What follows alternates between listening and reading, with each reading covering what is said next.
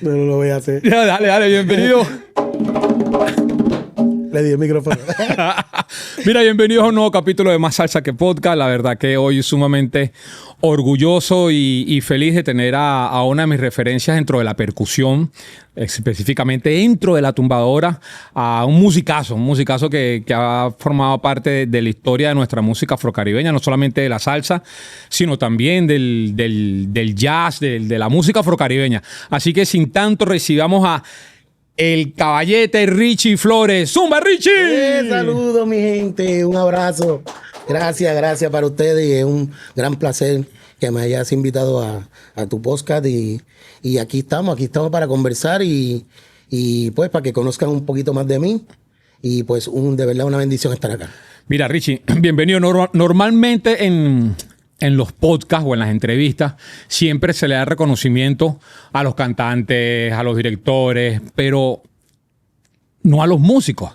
Y yo creo que es importantísimo, y para eso es este espacio de Más Salsa que Podcast, Sí. que los músicos también tengan un reconocimiento, porque sin el músico no hay orquesta y sin el músico no hay música, ¿no? Tienes toda la razón. Yo creo que los que están en la parte de atrás, o sea, haciendo la música, es muy importante que la gente también los conozcan porque es parte de eso. Entonces, de verdad que te aplaudo y te doy las gracias por tenerlo en cuenta y hacer esto posible para muchos músicos que han sido parte de una sonoridad de una producción o una canción o lo que sea. Y sí, ponemos, así como el cantante pone su parte, nosotros somos una parte muy importante para que suene la música. Total. Y sí, es muy importante y de verdad que te doy las gracias. Mira, hablando de la sonoridad, ¿cuál es tu sonoridad? ¿Con qué música creciste?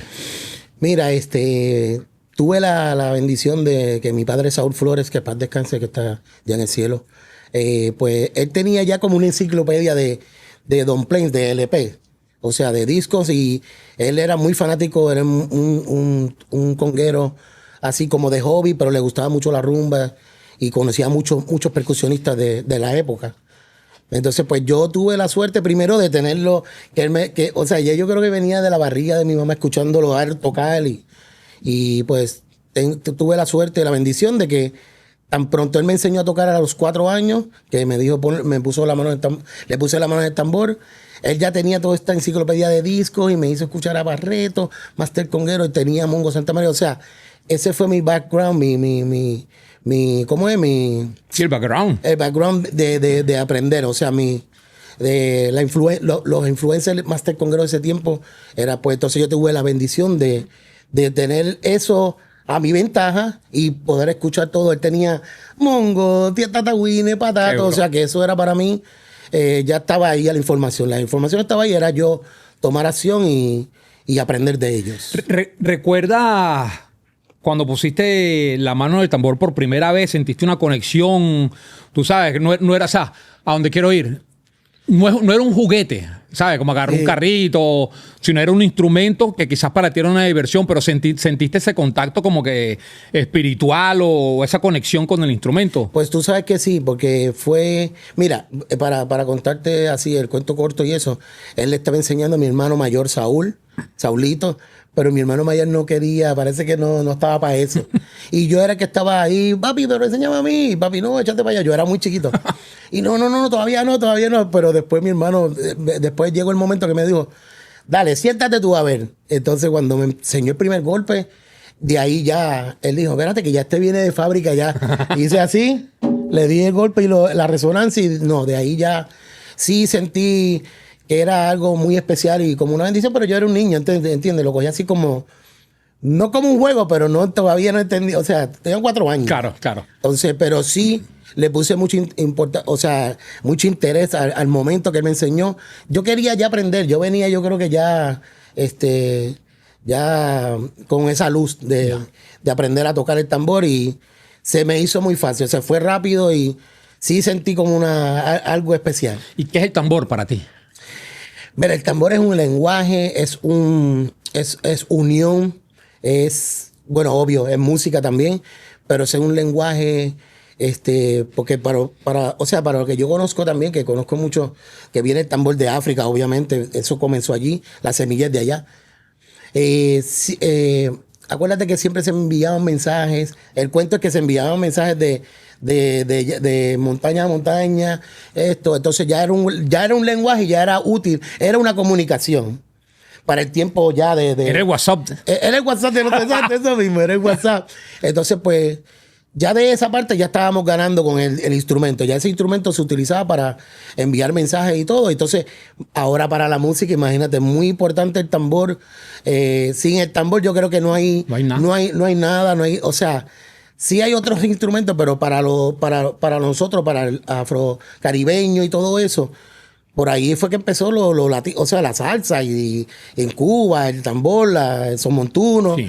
la conga, ¿entiendes? Es muy importante en lo que es la música. Sí, Enteramente, muy importante. Y sobre todo dentro de la salsa. O sea, yo no me imagino la salsa sin percusión.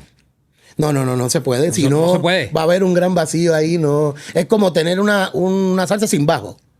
Sin bajo o sin, ¿me entiendes? Pero sí, este instrumento es muy físico, siempre es físico, es muy, entonces, no, si la tumbadora no está, yo creo que no hay ritmo de baile, no hay una salsa muda. No hay una salsa muda y no va a haber muchas cosas o sea, este instrumento es muy exquisito y se transmite mucho. Total. Aparte de la salsa, pues en otros géneros también. Total. Cabe en todos los géneros. Richie, en el proceso de aprendizaje, obviamente, supongo que primero chocas con la bomba y con la plena y con los ritmos afroboricuas.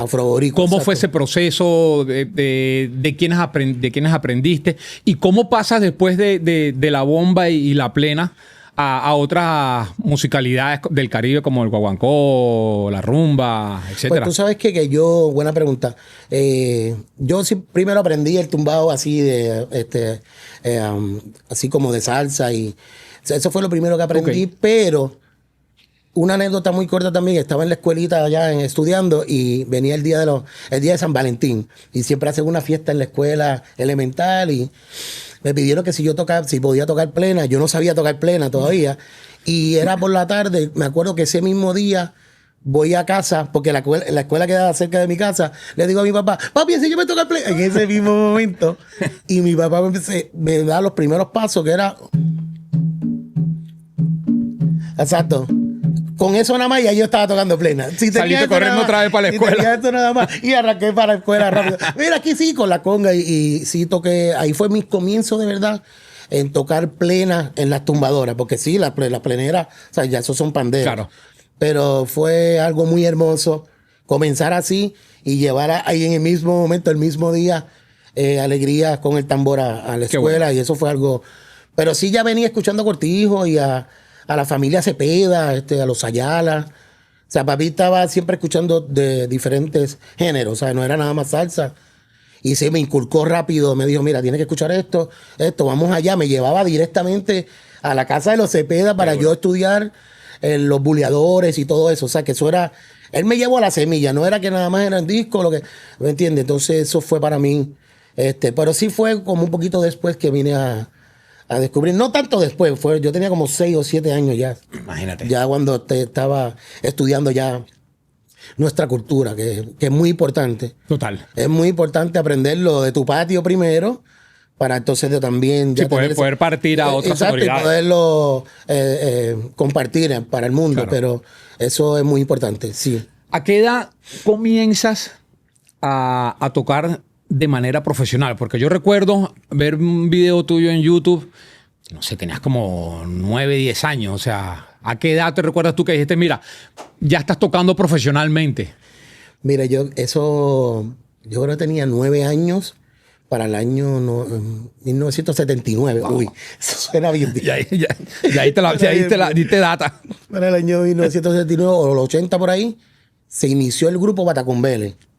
Entonces ya yo conocía a Cachete Maldonado, lo había escuchado con Luis Perico Ortiz, venía escuchando, o sea, ya yo era un fanático número 1 de Cachete, entonces me acerqué a los ensayos antes de la primera grabación del grupo Batacumbele Y Cachete, pues, yo entré a la banda como un invitado o sea, como que el desarrollo nuevo, de la nuevo que viene por ahí creciendo. Entonces Cachete ahí o sea, entró a la banda de Batacumbele como invitado, así. Pero el niño, ya Giovanni Hidalgo estaba tocando ya con Giovanni y Anthony Carrillo, pero esa fue la primera vez que yo sentí que estaba ya tocando con una banda fija. Porque siempre me llamaban para tocar así en diferentes, o sea, en diferentes actividades. Y yo era la mascota. La mascota. Traiga la mascota y mete un solo. Entonces fue algo muy hermoso. Pero esa fue la primera vez que de verdad toqué en un grupo como ya profesional. Mira, interesante porque... Y un grupo fuerte, porque eso no era fácil. No, eso no era fácil. La música de Batacumbele para la época era bien compleja también, ¿no? Yo en esa época pongo a 3 grupos que son bien referenciales, y lo he dicho en anteriores podcasts. Sí. Para mí, Iraquere, Batacumbele y el Trabuco venezolano...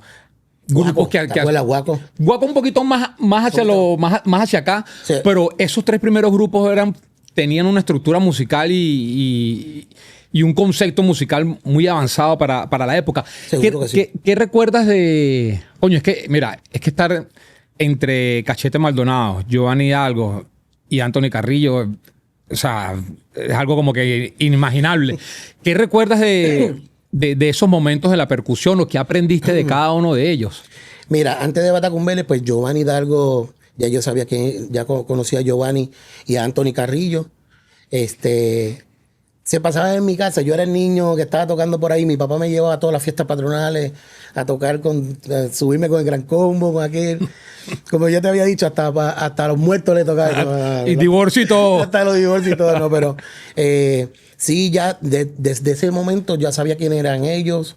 Y pues nos juntábamos siempre en casa a rumbear, como quien dice, a foguear, a tocar un poquito el tambor. Y ahí venía yo, en ese mismo momento estaba aprendiendo, o sea, observándolo, aprendiendo como una esponja. Y ellos fueron los primeros, o sea, ellos, aparte de yo escuchar los discos y todo eso, así, físicamente con ellos, con Giovanni, Anthony Carrillo. Después ya llega Cachete a Puerto Rico con Batacumbele y ya Cachete era uno de mis maestros, de verdad, que me influenció mucho. Antes de venir a formar Batacumbele. Le debo mucho a Cachete porque sí me enseñó bastante. Aparte de que aprendí mucho de Giovanni, de Anthony y de muchos más master congueros, sí le debo mucho a Ángel Cachete Maldonado. Y Batacumbele. Por abrirme la puerta y darme la verdad. Claro. O sea, eso no. Lo encuentro que fue una bendición para mí porque no era abrir así a un chamaquito, un niño así, dejarlo tocar. No, eso para mí fue algo muy hermoso. Muy candela. No, y Batacumbele, dentro de la música de Puerto Rico, ¿qué representa para ti? Batacumbele, una influencia rítmica afro puertorriqueña, cubana, todo lo todo lo de las Antillas, República Dominicana. Batacumbele hasta tocó merengue y grabó. Era para mí una influencia muy importante para nuestra música y también tenía su propia identidad, aparte de los ritmos afrocaribeños y cubanos y todo que también ellos.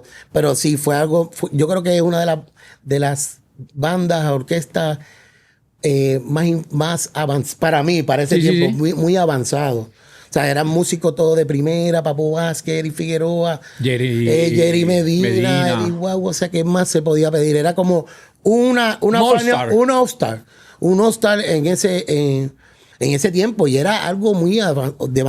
O sea, no era salsa, era más zongo, era más música afrocaribeña. Más afrocaribeña y un poquito más movida, y incluida la rumba, o sea, demasiado.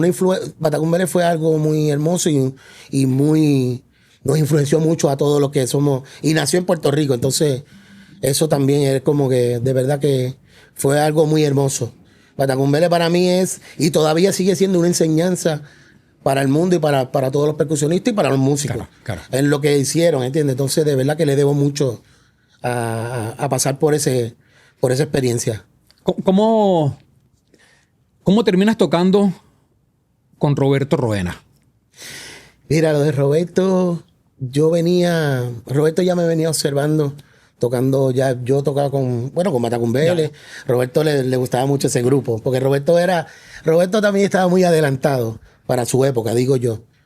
Entonces Roberto ya me había visto tocando con Batacumbele y en este lugar que te dije que se llamaba Cat, Ok. que fue donde yo comencé a tocar Latin Jazz. Yo tenía como 11 o 12 años ya tocando y ganando dinero en este lugar que era un sitio de jazz.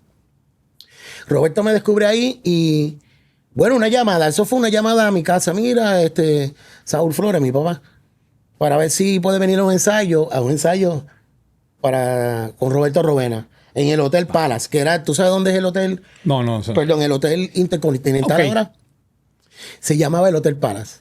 Y pues vamos allá al lobby donde estaba el ensayo, era en ese hotel. Y yo, pues, Roberto, mira, siéntate ahí a tocar así, normal, así. Ya la banda estaba puesta. Tócate ahí el escapulario. Creo que fue el escapulario, o tú, loco. Pero yo tranquilo. Y yo estaba tranquilo. No, pero estaba loco por tocar. O sea, no, de verdad. Fue algo muy... ya cuando le puse la mano y toqué esa canción, Roberto, ¿qué estás haciendo? Vamos para el próximo ensayo. Ya caí en la banda, pero fue algo muy hermoso. Pero yo era un niño, yo estaba todavía ahí. ¿Qué hago aquí? ¿Qué es esto? Músico. No era para mí algo. Pero fue algo muy especial y así fue que entró la banda. Una llamada a mi casa, ven al ensayo y ya yo conocí a Roberto porque yo había ido a ensayos de Fania All Star. Me habían invitado ya para conocer a Barreto, a todos estos artistas. Y toqué con ellos en uno de los conciertos que hicieron en Roberto Clemente. Me invitaron a tocar, pero para pertenecer a la banda de Roberto, eso fue una llamada, tocar una canción y siéntate, te quedaste ahí, ese es tu asiento. Así que eso fue algo muy lindo. Mira, qué increíble porque, aprovechando esta coyuntura de lo que estamos conversando, Sí. Prácticamente desde los 4 o 5 años empezaste a trabajar dentro de la música. Sí. Me imagino que también, o sea, quizás mucha gente de afuera lo puede haber visto como que, wow, mira, un chamo de 8 o 9 años Sí. tocando percusión con 4 o 5 tumbadoras, mira qué talento. Pero también hay un niño ahí. O sea, no eras un tipo ya de 20 años, 30 años, que es una persona madura, sino es un chamo que también a la vez quería jugar pelota, a la vez tenía estudios, a la vez tenía una infancia. Una niñez, exacto. Una niñez. ¿Fue difícil para ti ese proceso de quizás dejar la infancia a un lado y entrar a la madurez con tipos de 30, 40 años? Mira, fue un poquito al principio, cuando estaba aprendiendo a tocar, porque mi papá siempre me estaba enseñando casi todos los días y escuchando discos. Primero me gustó ese jueguito porque era como que tocando y aprendiendo y escuchando. Era como para mí también lo tenía como, lo veía así como un juego. Pero papi, sí, gracias a Dios tuve también espacio para ir a disfrutar, a jugar baloncesto, ir al parque, hasta boceaba también. Mi papá nos puso a bocear y a jugar baloncesto. Entonces, sí tenía, gracias a Dios tuve, pero no... Cuando ya entré ya a tocar con Roberto Rovena, pues ya era más fijo, ensayos con la banda, entonces no tenía más tiempo así de ir a la cancha, poder tener tiempo para jugar, o sea, como un niño normal. Pero sí tuve algo de espacio para poder disfrutar de mi niñez. En esa parte, pues, cuando salió el Atari, ¿te acuerdas? También yo iba a jugar Atari en casa de Cachiro Thompson, que en paz descanse. Cachiro. Entonces sí, él también me dio un espacio para, ¿me entiendes? Para disfrutar y no perder esa niñez y eso, o sea, ese tiempo. Pero sí tuve espacio, pero al principio fue un poquito más difícil porque me acostaba tarde, tenía que ir a la escuela temprano sin poder dormir mucho, entonces sí, eso también se me veía, ¿sabes? Lo veía un poquito complicado porque no descansaba lo suficiente. Pero gracias a Dios también tuve espacio un poquito. Ya. Mira, hablando un poco ya, entrando más a la ejecución del tambor. Siempre ha habido, digamos, como que dentro de los amantes y los cultores de la percusión, dos conceptos. El concepto del acompañamiento, ¿sabes? Del tocar trancado, respetando los espacios de toda una orquesta. Sí. Y hay una segunda parte, o un segundo grupo, quizás que siempre han expresado mucho más con el tambor, han tratado de tocar pues más abierto, con más velocidad, con menos acompañamiento y demostrar las habilidades. ¿Qué ha sido lo complicado para ti en ese punto? Mira, cada grupo tiene ¿sabes? Su manera de tocar, como el Gran Combo. Si hay que tocar con el Gran Combo, hay que tocar un estilo que sí o sea, yo lo vi, todo eso lo viví en mi niñez, escuchando diferentes bandas como el Gran Combo, claro, que había que tocar más afincado, o sea, en diferentes formas, cada cual tiene su forma de uno poder acompañar, pero es muy importante. Si es salsa, si tú tocas un tumbao que es trancado, o sea, como dices tú, trancado, afincado, como decimos nosotros. Y es pues eso, o sea, si es lo que ellos quieren, pues eso es lo que tú vas a hacer. Pero ya tú vienes preparado para eso, para poder irte por ese lado, o también para irte para la evolución también. Yo estaba como preparado en las dos cosas, pero siempre respetando el concepto de cada grupo. De cada grupo. Si yo me llamó Israel López Cachó para tocar con él, yo me tuve que adaptar a lo que es Israel López Cachó con las descargas. Tenía que tocar un cierto afinque, un cierto estilo. Pero, o sea, no se me hizo tan difícil porque era como programarme. Voy a grabar con Roberto, pues tiene que ser así.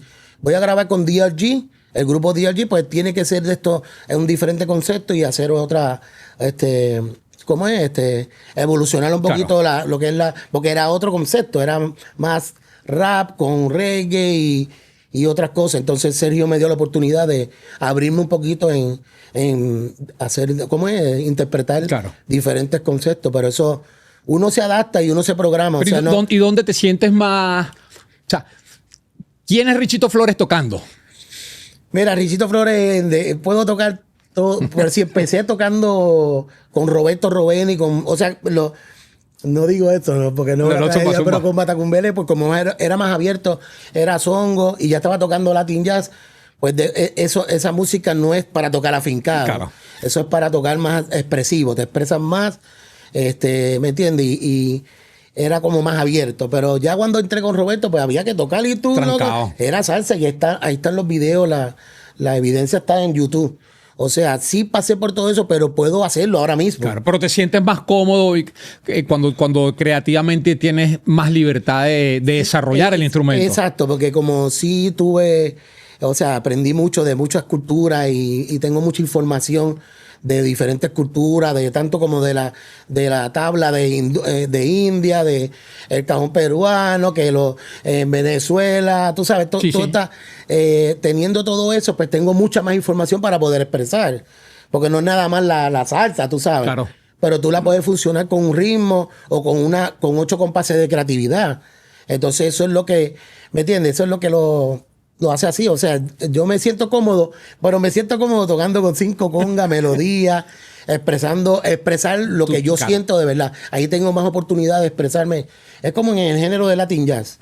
Ahí hay más para expresar, ¿sabes? Puedes expresarte más. No es para que si tocas afincado, no cabe ahí. Entonces, me siento más cómodo en eso, pero no lo puedo decir así porque también me siento cómodo tocando con una banda afincado, también es como diferente. Sí, como venga, yo creo que es cuestión del concepto de, pues digamos, de la banda o de la música que estás tocando. Exacto, si te digo que me siento cómodo, pues sí me siento cómodo tocando 5 congas porque aprendí a tocar melodías y muchas técnicas para aplicarlo a 5 o 3 congas o hasta una conga, pero sí de sentirme cómodo, me siento cómodo en todo eso, pero hablando de la realidad, yo creo que sí, cuando puedo expresar de verdad lo que ya aprendí y puedo hacer melodía, pues yo creo que más en el Latin Jazz, que me ha dado más nombre, claro, reconocimiento más mundialmente en ese género.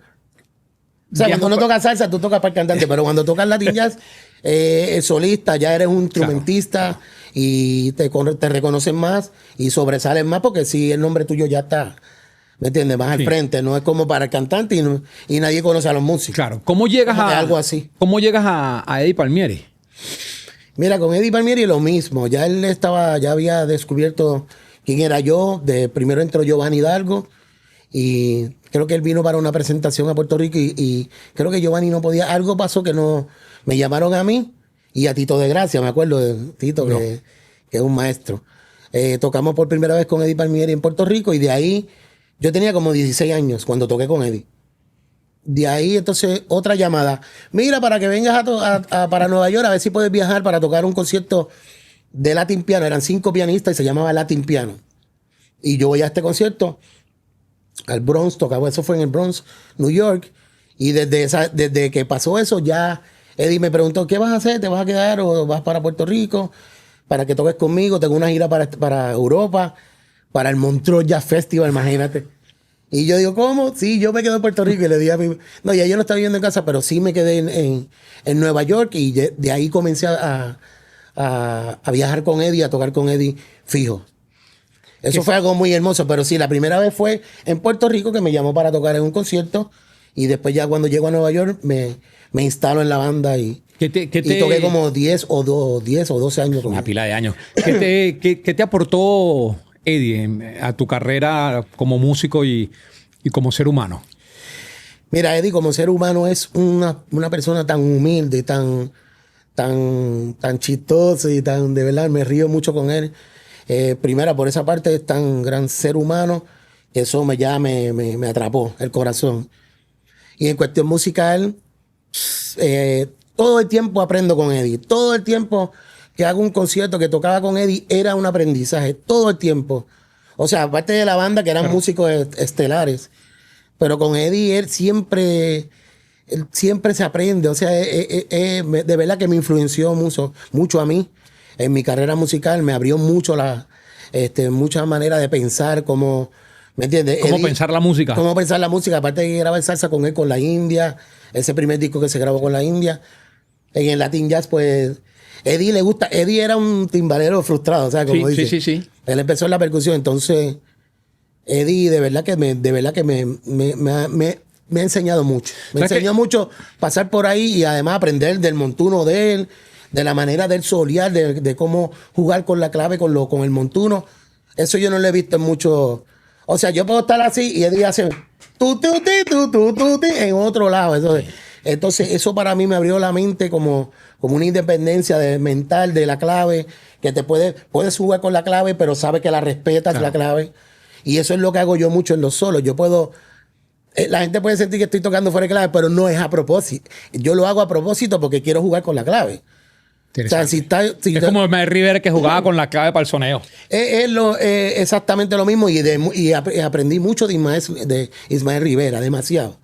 Especialmente en ese disco, a la cumba la cumbita, cumba la quimba la cumbita, a la cumba la cumbita. Ay, ¿te acuerdas? Después, a la cumba la cumbita, cumba la pam, pam. Viste, metía cosas como polirritmo y contra la clave, pero Ismael estaba muy claro con lo que... Total. Entonces eso es lo mismo que yo aprendí de Eddie y de muchos músicos, de muchos géneros, o sea, diferentes también, pero... Tú sabes que Eddie sí me influenció mucho, demasiado. Le debo mucho a papi Eddie. Tú sabes que Eddie, en una entrevista que le hicieron, él comentaba que había que en la música de hoy en día había una crisis ritmática. Que ya las canciones pues no llevaban solo, todo estaba como que muy para atrás, que no se le daba el debido respeto y espacio a la percusión dentro de la música. ¿Qué tú opinas de eso? Mira, es que se ha ido modificando la música, ha ido cambiando. Tú viste que ahora siempre los tiempos van cambiando la música y los arreglos y todo eso. Acuérdate que después vino de Eddie Palmieri toda esta salsa fuerte de Roberto, que Roberto también era otro que le daba espacio a la percusión, o un solo de piano, un solo de trombón. Pues ya se fue la salsa más romántica, más sutil y una introducción, pero no había, ya todo era más para el cantante, no era para los músicos. Ya nosotros lo que estábamos haciendo era acompañando más que también que te pudieran dar un espacio para expresarte como músico que eres, porque eres un músico preparado como cualquiera y tú también tienes... ¿Me entiendes? Pero ya era como... Entonces, por esa parte sí le doy la razón a Eddie porque se cambió la estructura de lo que es un arreglo musical y ya no era lo mismo. Y era como que iba más rápido también porque ya la gente no quería escuchar un solo de piano que durara como... ¿Me entiendes? 5 minutos. 5 minutos. Sí, es Eddie 10 minutos. Exacto, eso era antes, pero... ahora, pues, sí, en eso tiene razón, pero siguen cambiando, se sigue modificando, sigue la cosa cambiando. Entonces, hay que irse con lo que está pasando. Claro. Y evolutivamente dentro de la percusión. Porque imagínate meter un solo de piano en lluvia, sí se puede meter. Claro se puede. Meter, seguro, pero o un solo con aparato y entonces no, exacto. De gota en gota. Exacto, de gota en gota. Tú, aquí está la lluvia. No, pero sí, en eso tienes razón. La estructura también ha cambiado porque no se le da mucha oportunidad a los músicos ahora a sobresalir. Puede haber un solito de 8 barras, nada corto, ¿me entiendes? Pero NO, ahora sí que no. Mira, ¿y cómo? O sea, la percusión definitivamente ha tenido una evolución. Sí. Digamos que hay un antes y un después. Y no sé si me estoy atreviendo con esto, pero... No, pero tienes razón. Yo sé por dónde viene, pero dale. Suéltalo. ¿Estás seguro? Suéltalo, vamos a ver. De changuito, Ajá. hay un antes y un después dentro de la percusión. Obviamente hay que poner ahí a su alumno Giovanni. Sí. O sea, hubo una evolución en cómo se tocaba la percusión. Veníamos de tocar trancado, de tocar cerrado. Antes de que vayas para allá, de alumno, no fue... Giovanni fue alumno, pero Giovanni ya venía. Giovanni ya también venía. Eso fue un complemento. Porque si no, después se fue una cosa. Sí. No, fue un complemento. Fue un complemento, es la palabra correcta. Y Giovanni ya sabía que era. Hicieron química. Fue un intercambio. Sí, totalmente. Pero el tambor evolucionó para otro lado.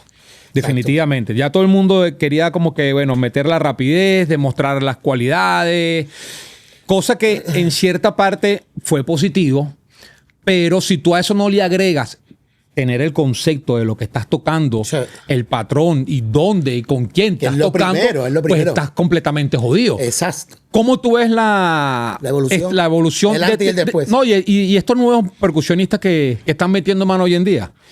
Mira, el antes es porque es lo que esa es la base de, o sea, obligado tenemos que pasar por esa base del antes, o sea, que es lo que plasmaron los master congueros en diferentes estilos. Pero para mí, yo pasé por eso. Y en una época que no había toda la tecnología que hay ahora.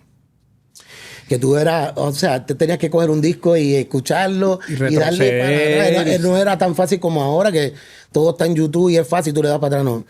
Ese antes hay que de verdad pasar por ahí para entender más el idioma y el lenguaje de lo que es un tambor y el expresar del tambor.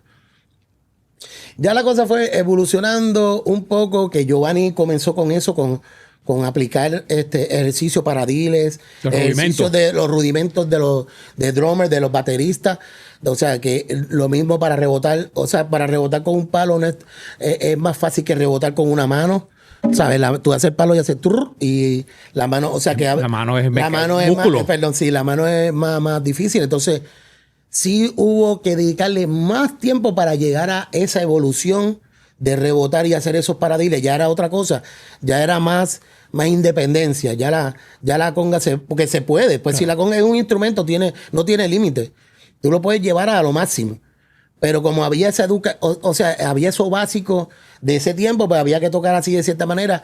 Pero yo no lo creía así. Yo creí que, o sea, para mí, yo vi tanta cultura y tanta influencia mundial en diferentes, en el mundo, que me llevaron a abrirme la mente y a poder aplicar en este instrumento otras cosas, como más melodía, 2 congas, 3 congas en melodía. Si la salsa tiene una parte que te dicen creando 8 barras, tú puedes hacer una melodía y ahí ya claro, la conga tiene más, se expresa más en una manera. No te quedaste con el tutum, claro, todo el tiempo. Entonces, yo también me puse para esa tarea de estudiar los paradiles, la independencia más en el instrumento.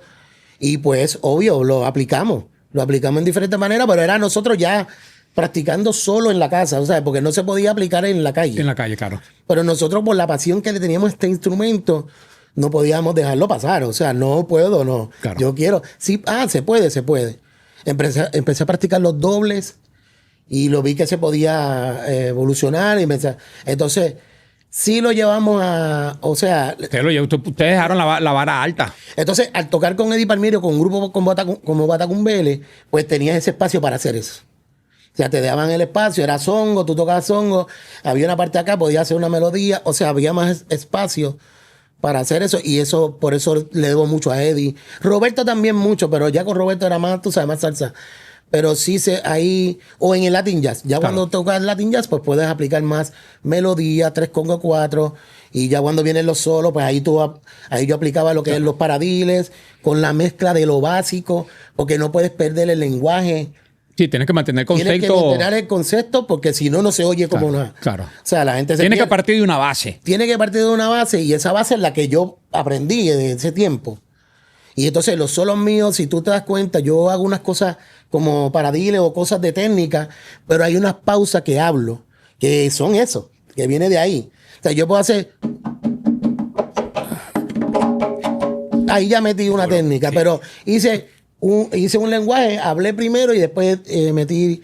¿Me entiendes? Lo voy mezclando, pero para eso hay que tener mucho conocimiento de la clave, ¿me entiendes? Cómo acomodar eso, cómo acomodar ese lenguaje en ese solo. Y que vaya donde tiene que ir. Exacto, que vaya donde tiene que ir para que no... Pero mucha gente tampoco lo entiende. Mucha gente no me entiende porque piensa que pues si yo toco rápido también y toco lento. O sea, yo puedo hacer lo que... Como la ponga, como la ponga, yo lo hago. Pero como me están escuchando los jóvenes que vienen ahora muy con un talento increíble, pues también a ellos se le debe también... dar su espacio. Y influenciarlos también en eso. Porque... ¿Me entiendes? Es como tú dices, está el antes y el después, pero sí yo aprendí mucho lo del antes y lo tengo. Es muy importante aprender, o sea, de aprender el fundamento. El fundamento y de los que hicieron el fundamento para poder entonces meterle técnica y mezclarlo con sentido. Claro. De la clave, sin fallar. Yo puedo empezar con una melodía, un solo. De momento, ¿me entiendes? Es una historia, es obvio, es una historia, es tu propia historia, porque cada cual tiene una historia que decir.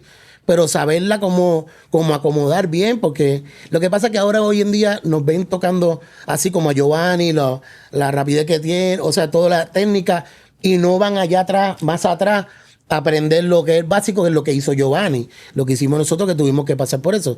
Entonces, lo hacen de una manera y no tienen como... La base del fundamento. Sí, la base del fundamento. Y eso es muy importante, porque el que es doctor tiene que pasar por el fundamento, el que es de arquitecto tiene que pasar por eso para aprender todo como es correcto. Claro. Después tiene la ganancia para ti, o sea, todo es para tu beneficio. Claro. Entonces hay que pasar por eso, pero sí ha habido una evolución y yo creo que este instrumento no va a tener limitado. De todo lo que se ha evolucionado, ¿hacia dónde se podría llevar ahora la tumbadora?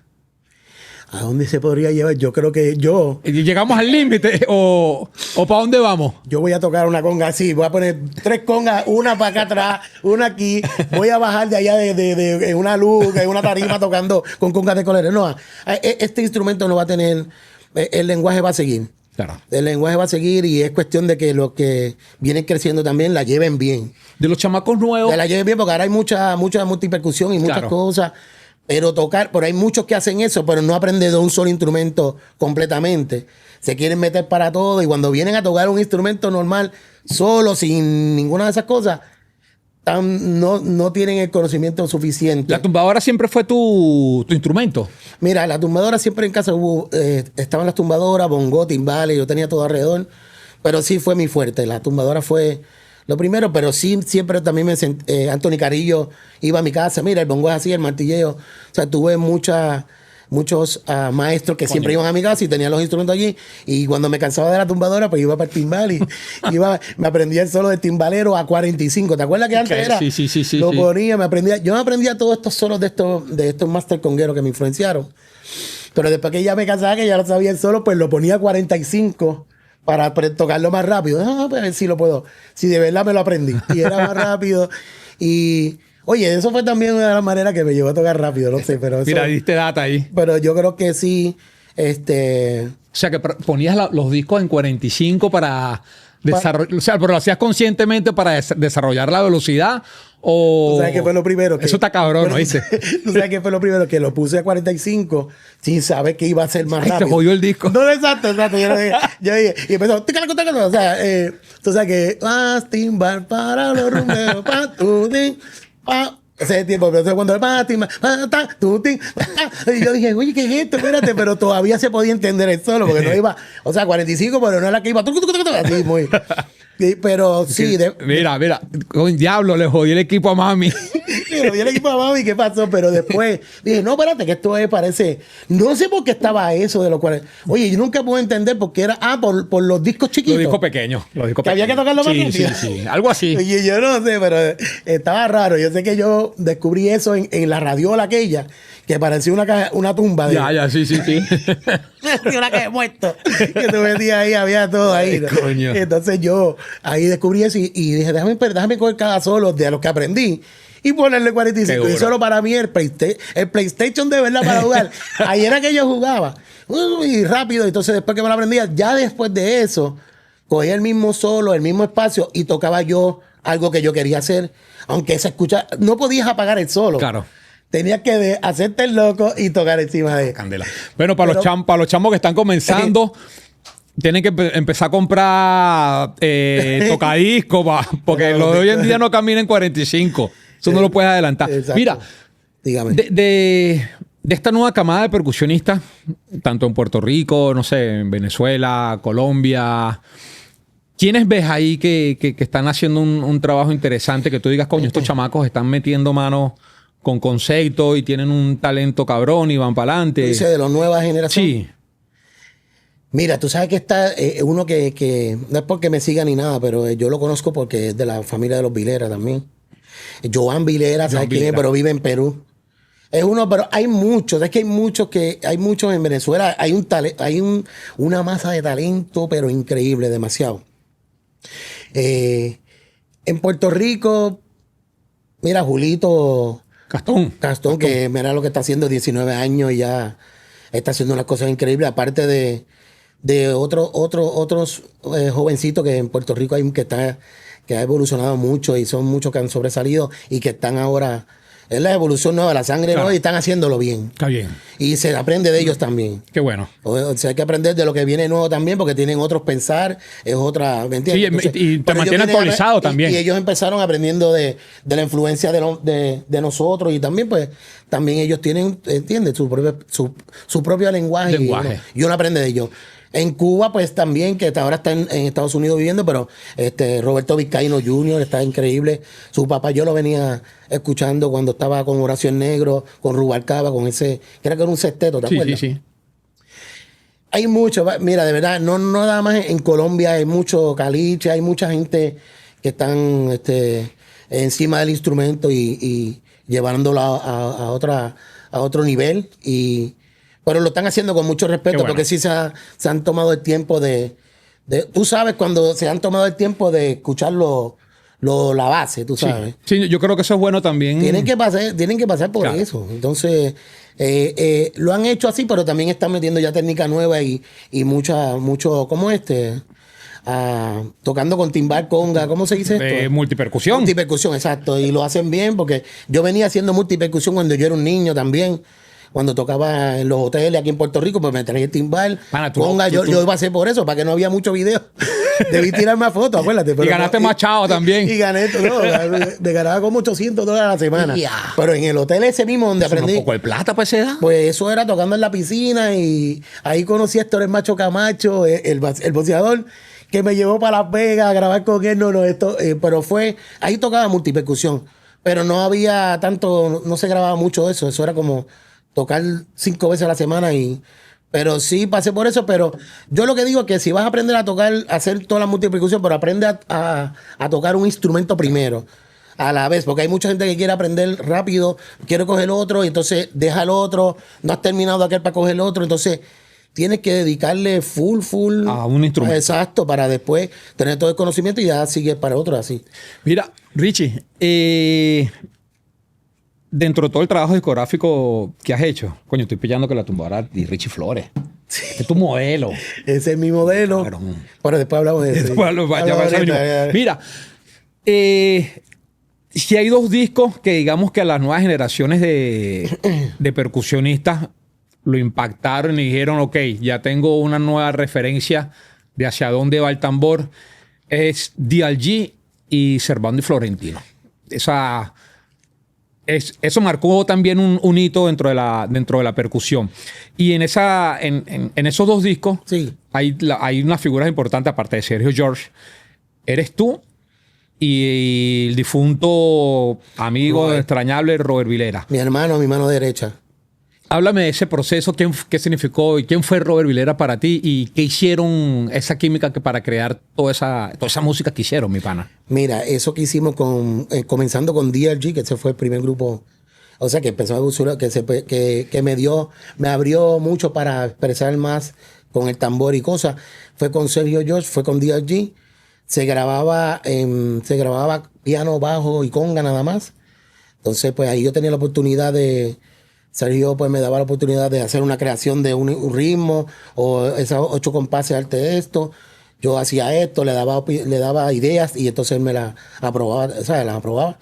Entonces, de ahí comenzó todo, con ese grupo que sí me abrió mucho para poder expresar más con el tambor y con el concepto ese de DRG. Entonces Robert ya estaba conmigo, nos conocíamos, pero nunca habíamos grabado juntos un disco. Él estaba en el estudio cuando yo estaba grabando la conga, entonces yo le decía, Robert, yo voy a hacer esto para que tú me contestes con esto. Si yo hacía un abanico, él contéstame, o lo haces después, antes que yo, pero era con mucho cuidado, no era porque era un ruido como mucha gente dice, porque mira, ese grupo fue un éxito. Sí. Entonces, no era que era mucho ruido, era que estaba evolucionando la cosa, porque si no iba a sonar todavía en los 2020 y pico igualito, ¿no? Tenía una intención. Todo va cambiando. Mira los teléfonos, todo, la evolución, toda la cosa va evolucionando. Entonces tú no te puedes quedar, ya los sonidos, hasta el mismo sonido, la sonoridad de una grabación, o sea, todo eso. Entonces, pues yo lo veía así. Pero era con mucho respeto. Si yo hago...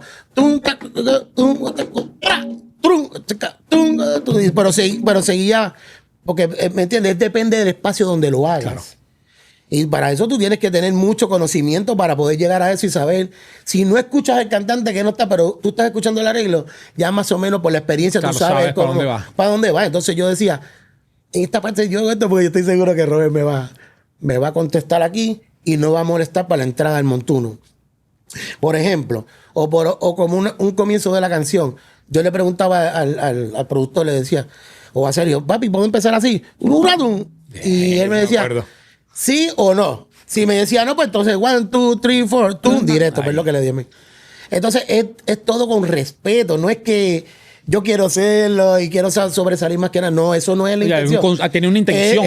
Exacto, y es un grupo, es una cosa, un concepto grupal, no es que yo estoy solo ahí para yo lucirme. No, y nunca ha sido la intención. Ha sido el que tengamos algo como que suene ya más evolucionado con respeto a lo que ya aprendimos de atrás. O sea, yo no puedo... De eso viene eso. De eso me llevó a otro nivel. Entonces, eso con ese grupo fue así. Entonces, si metíamos un caballo... ¿Cómo te acuerdas? Juliana. Oh, no sé. Yo metía...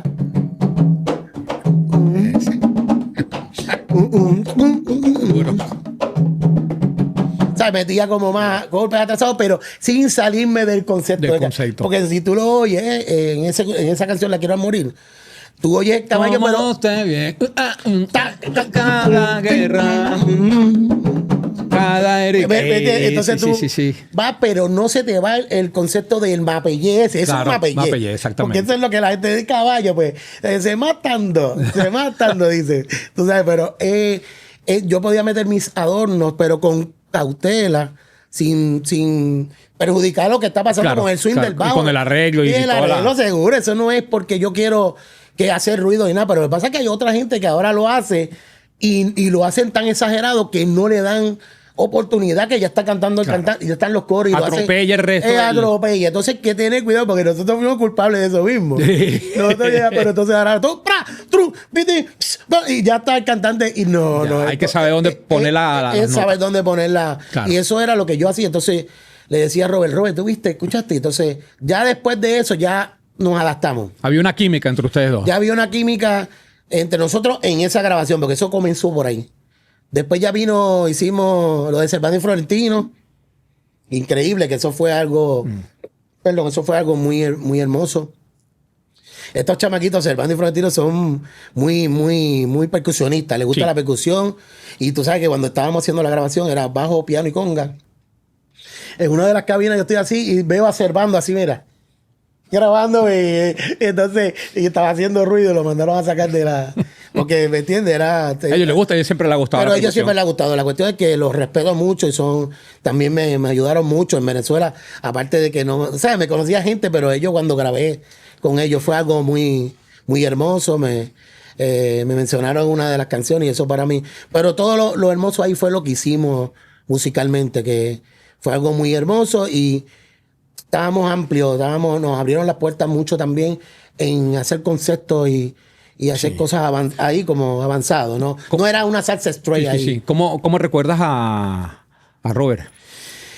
Ay, es que eso, como lo siento que está aquí conmigo y siempre lo va a estar hasta que yo me encuentre con él de nuevo, físicamente o allá en el cielo.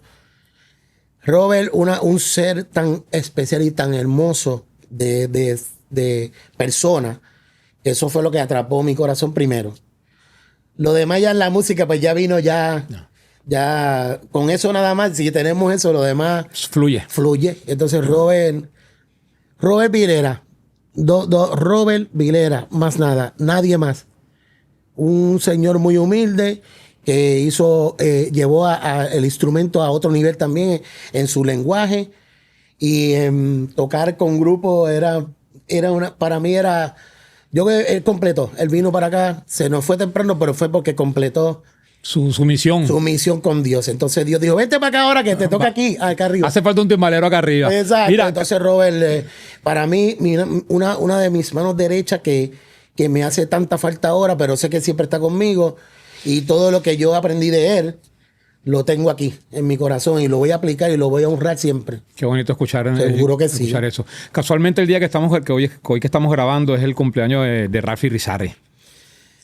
Y Rafi, mira, Rafi, tengo muchas anécdotas con Rafi, pero otro enviado de Dios que cumplió su misión también, porque Rafi era un apasionado a la percusión, música, demasiado. Bueno, tuviste lo que plasmó por ahí, lo que dejó. Su con legado Timbalaye, que fue su sueño de verdad, porque eso es lo que él quería hacer. Estaba tan adelantado ya que tenía que ser un concepto así, porque eso es lo que lo llenó de verdad. Bueno, todo es enseñanza, porque pasar por Barreto y por todas esas bandas que... El de Solar. El de Solar, o sea, que ¿cómo que más? Entonces, Rafi, de verdad que un lucero para mí.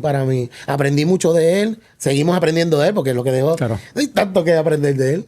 Nadie se puede aprender un solo fácil de Rafi. Entonces, Ralph. Y muchas anécdotas con Rafi. ¿Oíste? La última semana antes de fallecer, hice con Papito Dios, hablamos y nos reímos. Y me contó una historia de mi papá con Changuito. Esto. Sí, te la cuento después. Ok. Eso no te la puedo contar. Eso no es para el público. Eso va por un libro después, pero sí, no, Ralph. Otra eminencia, como decía. Mira, Richie. Oye, que cumpla mucho más, Rafi. ¿Oíste, Ralph? Sé que me escuchas allá en el cielo. Dale un abrazo a papá, a Robert, a todos allá y que vas a seguir cumpliendo muchos más acá que nosotros admiramos. Y lo celebramos en vida. Y lo celebramos acá. Sí. Richie, ¿cuándo fue tu primera vez tocando en Venezuela? ¿Cómo fue cuando recuerdas ese momento? Mira, ese momento, como te venía, ¿te acuerdas? En el carro. Te dije, la próxima vez ponemos un micro en la cámara del carro. Mira, yo tenía 9 años que me hacen esta invitación para Caracas, Venezuela. Primero, antes de irme para allá, había que hacer una promoción. Un video de promoción para ver al niño tocando prodigio, chamaquito, era el Volky de Batacumbele, tú sabes, la mascota de Batacumbele. Entonces, yo, para hacer ese video, me llevan a ¿cómo se llama esto? A Caguas, que se celebraba el show del mediodía de Canal 7. Ok. Que se hacía en un mall, en Plaza del Carmen Mall, creo que se llama. Todavía creo que está allá. Sí, Plaza del Carmen Mall. Y entonces Lalo Rodríguez estaba tocando con su banda. Y Lalo tenía como 20 y pico años. Yo tenía 9. Yo tenía pelito para el lado, bien cabezón, así con una oreja así. Y me ponen 6 congas. Era para hacer eso, para yo tocar una canción con Lalo y grabarla para llevarla de promoción para Venezuela. Eso fue lo primero, ¿verdad? Que se hizo. Después ya viajo yo para Venezuela. Yo tenía como 9 o 10 años para tocar de invitado con Oscar de León. Yo un chamaquito, bueno, mi papá ni viajó conmigo, yo viajé con un manager que conocía, había una confianza, por eso Claro. me dejó viajar. Mi primera vez en Venezuela, que parecía para mí, era una cosa, ir al Caracas Hilton, quedarme en un cuarto solo, yo un chamaquito, y pues para mí fue algo era como un regalo muy hermoso. Y pisar un país que yo nunca había ido. La primera vez que toqué fuera de Puerto Rico en un país fue Venezuela. Va. Voy acá y pues toqué en Sábado Fantástico. Un programa que se llamaba Sábado Fantástico, que era el que lo manejaba. ¿Cómo era? Me dijiste que falleció. Me van a tumbar en los comentarios, pero bueno, se me olvidó. Pero sí fui a tocar ahí. También toqué para el presidente de la época. Amador Bendayán. Ese es El de Sábado Sensacional. Pero no, era otro. Tú dices Sábado Fantástico. El show de Fantástico. Que era los sábados.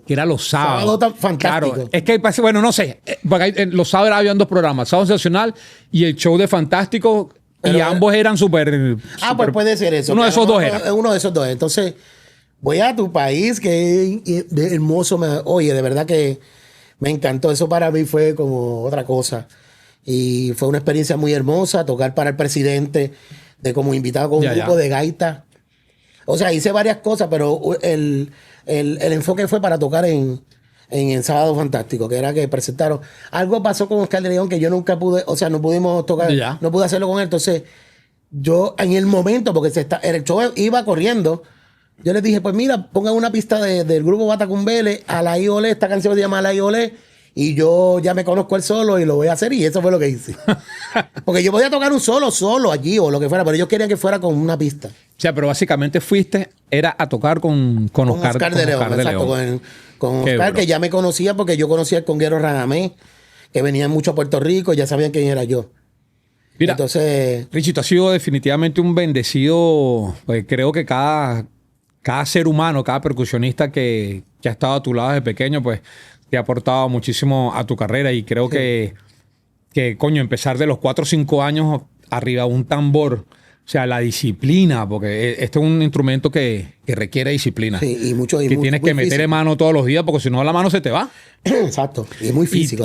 Muy físico. Y tienes una carrera súper tremenda, pana. Yo la verdad que estoy bien agradecido de que hayas venido para el podcast, de conocerte personalmente. Ya estamos casi por irnos, pero estamos empezando. Antes de eso, yo quería preguntarte, de estos 2 discos, de esos 2 discos, oh my God. ¿Con cuál te quedas? Ay, Dios mío. ¿De verdad me lo llevo para casa? No. Musicalmente, ¿con cuál te quedas? Ay, Dios ¿Que tú mío, crees que te haya influenciado en tu música? Si quieres ponlo a cámara. Mira, yo creo que sí, mira. Ajá. En esta, en la 3. En esta aquí. Me quedo con este. ¿Por qué ese? Ay, porque la canción Indestructible fue una de las primeras que yo aprendí cuando era un niño. Aprenderme el solo de Barreto fue uno de los primeros solos que me influenció, que me lo tuve que aprender de arriba abajo. Así que me quedo con todos, pero este fue el primero, creo que papi me hizo escuchar, exacto. De estos 2. ¿Y tú? Yo estoy acá, ¿no? Yo estoy acá. Mongo Santa María Live en Jackie. Que son los dos Mongo Santa María, pero cada disco tiene una particularidad. Háblame de estos dos grandes percusionistas. Me estás poniendo difícil. Y este es el de Tito, de Puente con... Ay. Está cabrón. Está difícil. Esto está difícil porque los dos los estudié. Los dos fueron en diferentes maneras. Me influenciaron mucho aprendizaje. Así que... Te queda con los dos. Me quedo con los dos. Que no está fácil. Mongo y Tito Puente. ¿Para dónde se coge? ¿Qué más, verdad? Aquí no, bueno, te voy a preguntar, pero ya tú sabes, yo sé por dónde tú vienes. Dame una opinión de los percusionistas de estas 2 grandes bandas. Este es el Conjunto Libre, ¿verdad? Conjunto Libre. Papi, el Conjunto Libre demasiado de mucha influencia. O sea, viene de los de lo antaño, Manioquendo, que tocó con Tito Rodríguez, fue un estilo único también. Tito Rodríguez lo admiraba mucho a él por su sonido y su concepto, muy respetando también el concepto cubano, Manioquendo. Y el Conjunto Libre, demasiada mucha enseñanza aquí. Total. Tiene que todo el mundo pasar por esto, de verdad que hay que escucharlo porque se aprende mucho de aquí, hay mucha enseñanza aquí. Y este ya tú sabes. Este que es, espérate, así, ¿verdad? ¿Así está bien? Sí. Este que es uno de los discos más que me ha influenciado para mí. Con este me quedo yo, ¿viste? No. Yo me voy con esto. Mira, no. yo pasé 5 años tratando de conseguir ese disco. Mira, te voy a hacer una pregunta, esto, para que lo enfoques aquí. Yo no sé cómo me dijeron que esa cotorra allá arriba dio tanto problema para esa foto, que todo el mundo estaba ya molesto ya. Y no había truco de cámara. Oíste, eso es una cotorra Una puesta. cotorra. Ah, mira. Pero que la cotorra nunca se quería quedar ahí, cachete. Oye, ¿Pero era de cacheta la cotorra? ¿O? no, era de cachete. Alguien la trajo, pero era una cotorra diestra que se tenía que quedar ahí, pero se movía. Claro, Se claro. movía, pero este disco es, de verdad, este disco, para todos los que están comenzando, toda la juventud y todos los jóvenes, aquí hay mucha información de un songo hecho en Puerto Rico, porque el songo vino de Cuba, obvio, y changuito y todo, pero lo que hizo Batacumbel aquí, aparte de que no es nada más songo, hay un danzón, este disco es muy completo, así que se lo recomiendo. Está en YouTube de gratis, yo creo que tienen un regalo ahí. Este disco me influenció mucho y con este grupo empecé yo a tocar profesionalmente. Bueno, Richito. Agradecido, mi pana. Espérate, antes de que yo me vaya. No, espérate, ya sí, ya. Okay. Déjame cerrar para presentarte como es. Mira, agradecido nuevamente por tu tiempo, por tu espacio. Esta es tu casa. Todas las veces que vengas para PR, aquí tienes tu segunda casa. Aquí podemos hacer un sancocho, un barbecue, lo que tú quieras. Pero tú no te puedes ir sin meterle mano al tambor. Bueno, siempre, desde los 4 años le he puesto.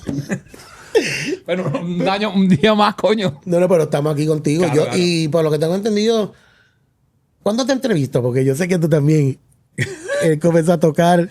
En Venezuela comenzaste, sí. que tu maestro me dijiste que fue Orlando Poleo, que no hablamos de él. No hablamos de Poleo, sí. Orlando Poleo para mí es una enseñanza, es un gran ser humano y